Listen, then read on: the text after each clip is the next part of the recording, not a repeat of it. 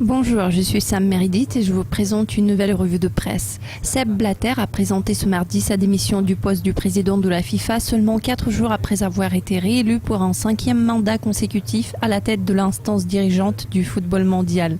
La démission coïncide avec un scandale de corruption échelonné sur 2 décennies qui ont conduit à l'accusation de 9 hauts responsables de la FIFA par les autorités américaines dans un hôtel en Suisse.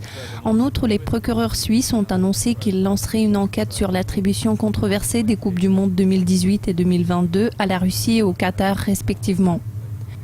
Monsieur Blatter, en tête de l'instance dirigeante du football mondial depuis 17 ans, a dit « Je ne ressens pas le soutien de la planète football dans sa totalité. Les fans, les joueurs, les clubs, les gens qui vivent, respirent et aiment le football autant que nous l'aimons à la FIFA. » Malgré l'annonce de la démission, M. Blatter continuera de travailler avec la FIFA dans un effort de mettre en œuvre de nouvelles réformes visant à rendre l'organisation plus honnête et transparente.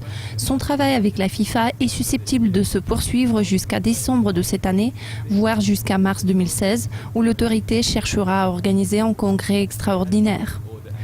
Le chef du comité d'audit et de conformité de la FIFA, Domenico Scala, a déclaré que cette démission de M. Blatter allait changer fondamentalement la façon dont les gens voient la FIFA, ajoutant « La décision qu'il a prise était difficile et courageuse. Dans les circonstances actuelles, c'était la meilleure façon d'assurer une transition ordonnée.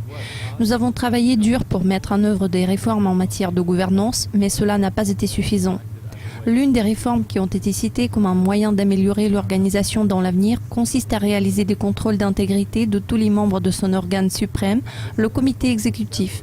Ceci est une réponse à ce que certains membres de la direction ont été accusés de corruption récemment. Cela conclut la revue de presse. Nous vous tiendrons au courant de l'impact de ces événements sur les marchés d'échange. Cliquez sur Dukascopy TV tout au long de la semaine.